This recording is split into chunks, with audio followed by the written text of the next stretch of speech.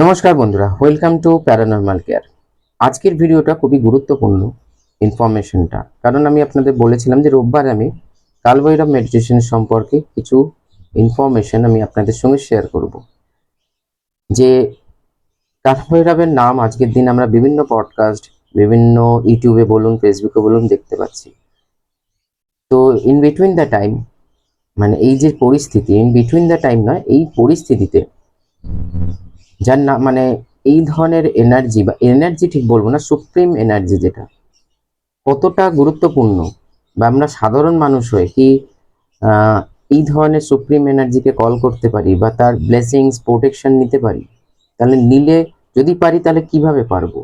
তাহলে কি তন্ত্র সাধনা করতে হবে? নেসেসারি এটা।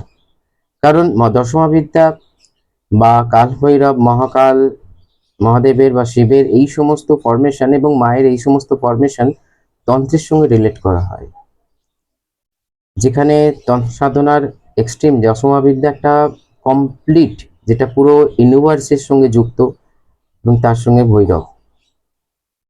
কিন্তু একটা সাধারণ মানুষ হয়ে আজকের দিনে যে ধরনের পরিস্থিতি, পরিস্থিতি বলতে যেখানে ব্ল্যাক ম্যাজিক মাথাচাড়া দিয়ে উঠেছে, যে যার প্রতি ইচ্ছে, হিংসা, রাগ ইত্যাদি ফলানোর জন্য এই ধরনের ক্রিয়া করছে, যেখানে প্রেত চালান। কারণ আমরা রাত্রিবেলা দরজায় তালা দিয়ে ডিজিটাল লক সেটি সমস্ত কিছু করেছি, যাতে চোর চুরি করতে না আসতে পারে বা ডাকাত ডাকাতি না করতে পারে। কিন্তু নিজেদের তালা চাবি সব ওপেন রয়েছে। আপনার অরা যদি স্টেবল না হয়, আপনার অরা যদি উইক থাকে বা প্রোটেক্টেড না হয় বা সিল্ড না হয়, তাহলে অদৃশ্য শক্তি, সেটা কোনো এন্টিটি হোক বা কোনো তন্ত্রক্রিয়া হোক বা ব্ল্যাক ম্যাজিক হোক, আপনাকে নিয়ে যে কেউ যা ইচ্ছে করতে, মানে ফুটবল বানিয়ে খেলতে পারে। এইরকম ধরনের সিচুয়েশনে আমরা কিভাবে এই ধরনের সুপ্রিম মানে যে ব্লেসিংস বা প্রোটেকশন জন্য আমরা প্রে করতে পারি, সেই জন্য এই ভিডিও। দেখুন, তন্ত্র সাধনা একটা বড় সাধনা, যেখানে অনেক কিছু ব্যাপার থাকে। কিন্তু মেডিটেশন এমনই একটা জিনিস, ভালোবাসা, প্রেম, ভক্তি এমনই একটা জিনিস, যেটাকে ভক্তিপথ হিসাবে আমরা যদি চিন্তা ভাবনা করি, ঠাকুর শ্রী রামকৃষ্ণ থেকে আরম্ভ করে এরকম অনেক মনীষীর মানে অবতারেরা আছেন, যেখানে আমাদের ভক্তিপথের সন্ধান দিয়েছেন। কলিযুগে একটা কথা আছে, দেখবেন, নামেতেই মুক্তি। কিন্তু সেরকম ধরনের নাম নিতে শিখলে তবেই মুক্তি। মানে নাম নিচ্ছি অথচ মনে গালাগালি দিচ্ছি, মানে অন্য কাউকে, এরকম ধরনের মানে সিচুয়েশনে কিছু হয় না। বিশেষ করে দেখুন, আমি একটা ছোট উদাহরণ দিই। ওং নমঃ শিবায় একটা মানে আমরা মনে করি নর্মাল, মোটেই এটা নর্মাল একটা চ্যান্টিং নয়। এটা একটা ফ্রিকোয়েন্সি বলতে পারেন। যদি আমি এনার্জি সায়েন্স নিয়ে কথা বলি, এটা একটা ফ্রিকোয়েন্সি। আপনার মনে ধরুন এই সময় একটা কোনো আননোন ফিয়ার বা ফোবিয়া, বা আপনি ডিপ্রেশনে রয়েছেন, আপনি ওং নমঃ শিবায় হঠাৎ করে মনে হলো যে বাবাকে স্মরণ করি, তো আপনি করলেন। কিন্তু আলটিমেট কি এটা ইউনিভার্সে পৌঁছলো আপনার ভাইব্রেশনটা?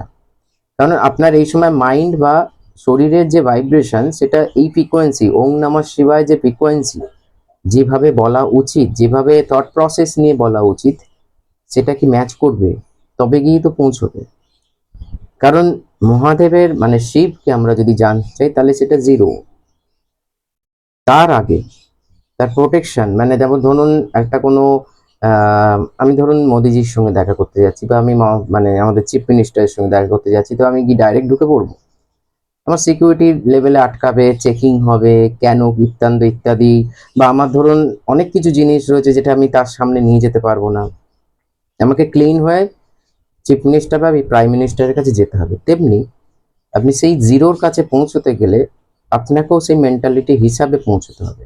যদি সাধনার লেভেলে বলি, একজন ভক্তের লেভেলে, সেই ক্ষেত্রে কাঠভৈরবকে বলা হয় বিভিন্ন ক্ষেত্রে যে টাইম অ্যান্ড স্পেসের অধিকর্তা, মানে দেবতা।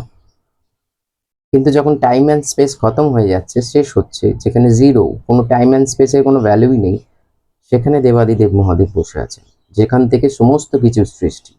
আপনি একটা কথা চিন্তা করে দেখুন আপনারা, যে মহাদেবের বা শিবের এত রূপ, মানে সাকার রূপ আমরা চিন্তা করেছি বা আমাদের সনাতন ধর্মে রয়েছে, সবকিছু থেকেও আবার কোনো কিছু জিরো, মানে ইনফিনিটি বা ইনভিজিবল বলতে পারেন, বা বলতে পারেন নিরাকার আর সাকার নিয়েই তো ভগবানের চিন্তা না আমরা। কিন্তু আমরা ধরুন ভক্ত মানুষ, আমাদের মধ্যে ঈশ্বরের একটা রূপকে নিয়ে আমরা চিন্তা করি।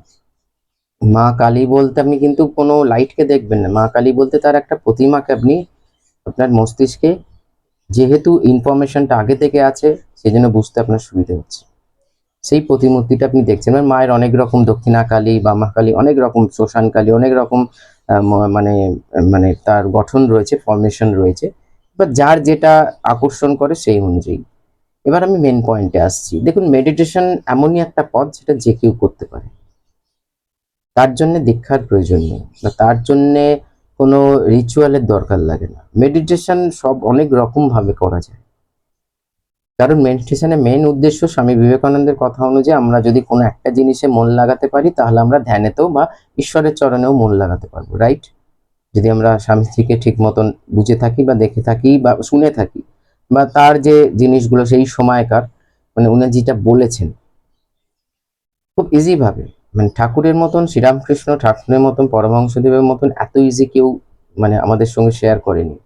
যে ভক্তিপাত্তা এমনই একটা পথ যেটা যে কেউ আমরা কিন্তু অতিক্রম করতে পারি, কিন্তু সেটাও একটা ফ্রিকোয়েন্সি। সেই জন্য কাঠভৈরবের কিছু নিয়ম, রুলস অ্যান্ড রেগুলেশন আছে, আমি আপনাদের সঙ্গে শেয়ার করি। ফার্স্ট হচ্ছে যে, দেখুন, মেডিটেশন ফার্স্টেই হচ্ছে ডিস্ট্রাকশন। আপনি যদি প্রথমেই ভেবে নেন, আপনার প্রথমে শুরুতেই আপনার ফিজিক্যাল বডিতে এত কিছু প্রবলেম আসবে, মশা কামড়াবে, আপনি কোমরে ব্যথা পাবেন, হাঁটুতে ব্যথা পাবেন। মেডিটেশন মানেই যে সবসময় বসে হচ্ছে তা নয়। আমি দুটো পয়েন্ট বলবো, আপনি শুয়েও করতে পারেন, আপনি রিল্যাক্স মোডে মেডিটেশনের একটা পয়েন্ট আছে, মানে থিওরি আছে, প্র্যাকটিক্যালও আছে। আর একটা হচ্ছে মেডিটেশন একটা এমন একটা প্র্যাকটিস, যখন আপনার প্র্যাকটিস হয়ে যাবে, আপনি ট্রেনে যাত্রা করতে করতে, বাসেতে ঝুলতে ঝুলতে আপনি কিন্তু মেডিটেট পজিশনে পৌঁছতে পারেন। সেটা প্র্যাকটিসের উপর ডিপেন্ড করে। যেমন ধরুন, আমি যখন কারোর হিলিং করছি, আমি তো সবসময় বাড়িতে বসে নি। ধরুন কোনো প্যারানর্মাল ইনভেস্টিগেশনে গেছি, বা আমি যেহেতু পাখির চিকিৎসা করি, কোনো ফার্মে গিয়ে পাখির চিকিৎসা করছি, দেখা গেল সেই সময় তার হিলিং এর সময় আমি যেখানেই থাকি সেখানে কিন্তু সেই হিলিং, মানে এটা প্রমাণিত, এটা কিন্তু ওই ঢব। দেখুন, যারা নোংরা চিন্তাধারার মানুষ তারা নোংরা কথা লিখে বেরিয়ে যাবে, আমি আপনাদের সঙ্গে কথা বলছি, আপনারা বুঝতেই পারবেন যে আপনার হিলিং চলছে আপনার ভাইব্রেশন দেখে। তো আমি যেখানেই থাকি, এটা মেডিটেশন পাওয়ার থেকেই কিন্তু মানে পাওয়া, যে আমি পৃথিবীর যেখানেই থাকি, যে কোনো পরিস্থিতিতে থাকি, যে কোনো সিচুয়েশন থাকি, মানে যদি হিলিং এর সময় হয়ে যায়, তাহলে আমি কিন্তু বাড়িতে আমাকে পৌঁছতে পারি না, আমি সেই জায়গা থেকেও আপনাকে হিলিং এনার্জি প্রজেক্ট করতে পারবো, মহাবিদ্যা এনার্জি, যেটা আমি করে থাকি। তো মেডিটেশন ফার্স্ট স্টেজটা, এগুলো শেখার ব্যাপার আছে, আমি এত কিছু বিস্তারিত একটা ভিডিওর মধ্যে ঢোকাচ্ছি না। আপনাকে কাঠভৈরবের যদি আপনার যে মেইন যেটা জায়গা রয়েছে ওনার, মানে যে জায়গার মেইন যে প্রতিষ্ঠিত মানে ছবি, যেমন ধরুন কালভৈরব, কোথায় যেন এই মুহূর্তে ভুলে যাচ্ছি, ভুলিয়ে যায় আমার খালি বারবার, বা মহাকালে, যেটা উজ্জৈন মহাকাল, যাই হোক না কেন, যে কোনো এরম ধরনের দেবদেবী যেটা আমরা তন্ত্রের সঙ্গে যুক্ত রয়েছে, তাদের যদি আপনি ব্লেসিং, আমি শুধু এটা মানে আমি কালভৈরবের কথা বলছি, আপনি ধরুন ধরুন ছিন্নমস্তার মেডিটেশন করছেন বা মা কালীর মেডিটেশন করছেন, সেটা কিন্তু একটা কনসিস্টেন্সি তো এটা করা, 21 days, 42 days, এরকম ভাবে আপনি আপনারা এই অনুযায়ী আপনি করতে পারেন। তাকে চিন্তাধারার মধ্যে মেডিটেট করা, মানে ফার্স্ট স্টেজ হচ্ছে, দেখুন, মেডিটেশন করলেই যে মেডিটেশন হবে এর কোনো মানে নেই। যেমন ফিজিক্যাল বডি, যখন আপনি মেডিটেট করতে বসবেন, আপনার অতীত, আপনার বর্তমান, আপনার ফিউচার আপনাকে মাইন্ড লেভেলে এত ডিস্টার্ব করবে, কখন থেকে ওই সমস্ত চিন্তা করতে করতেই সময় বেরিয়ে গেছে আপনি বুঝতেও পারবেন না। সেই জন্য নিজেকে সেই জায়গায় নিয়ে আসতে গেলেই হয়তো 6 মাস, কারোর 1 বছর সময় লাগতে পারে, কিন্তু সেটাকে কনসিস্টেন্সি ওয়েতে নিয়ে চলতে হবে। এই নয় যে তো হচ্ছে না, আবার 2 দিন পরে বসলাম, 1 সপ্তাহ পরে বসলাম, না, কনসিস্টেন্সি ওয়েতে চলবে, 1 নম্বর। দ্বিতীয় হচ্ছে, মনে যদি কোনো খারাপ বিচার বা অন্যরকম বিচার আসে, আপনি হয়তো ফোকাস করতে পারছেন না, ছেড়ে দিন, জাস্ট চিন্তাধারাগুলোকে ফ্লোট হতে দিন। আপনি জাস্ট অবজার্ভ করুন যে আপনি, আপনার কি কি চলছে মনের মধ্যে।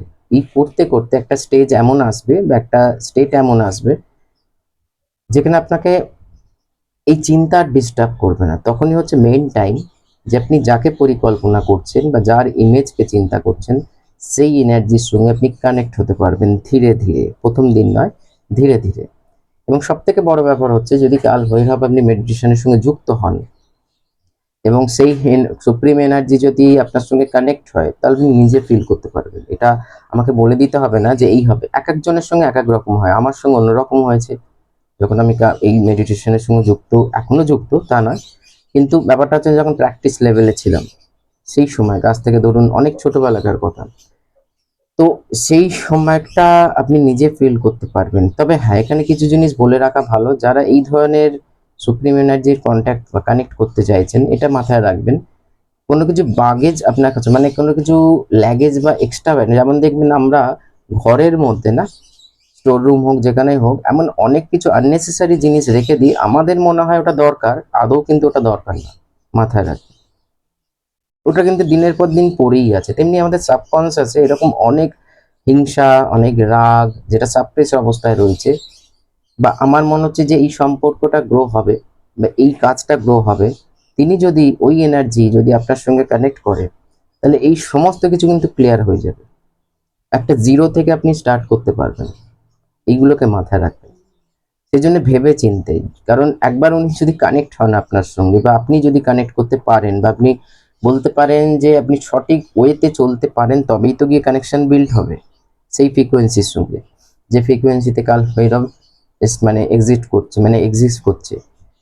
তো সেই ক্ষেত্রে বলি যে কিছু চিন্তাধারা আছে, যদি আপনি প্রপার জানতে চান নিচে কমেন্টস করুন, তো এর আমি সেকেন্ড পার্ট বানাবো, যে প্রপার ওয়েতে কিভাবে মেডিটেশন বসবেন, কিভাবে করবেন।